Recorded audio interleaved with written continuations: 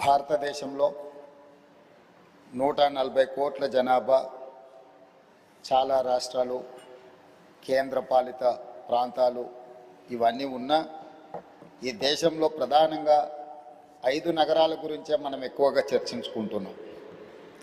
Delhi political capital, Mumbai financial capital, Bengaluru IT capital, Chennai manufacturing పర్టికులర్గా automobile industry capital, Hyderabad pharma and livable సిటీగా మనకు గుర్తింపు ఉంది.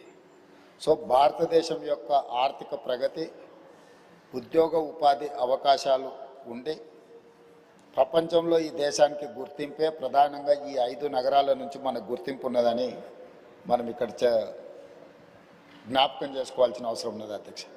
అధ్యక్ష అదేవిధంగా తమరు కూడా పార్లమెంట్ సభ్యుడిగా ఢిల్లీ వాతావరణం, ఢిల్లీలో ఉన్న కాలుష్యం, పొలిటికల్ క్యాపిటల్గా ఉన్న ఢిల్లీ ఈరోజు పాఠశాలలు సెలవిస్తున్నారు, పార్లమెంట్కి సెలవిస్తున్నారు, నగరంలో తిరిగే వాహనాలకు మీకు సెలవులు ఇస్తున్నారు, పరిశ్రమలను మూసేస్తున్నారు, వ్యవసాయానికి సంబంధించిన పనులను కూడా నియంత్రిస్తున్నారు.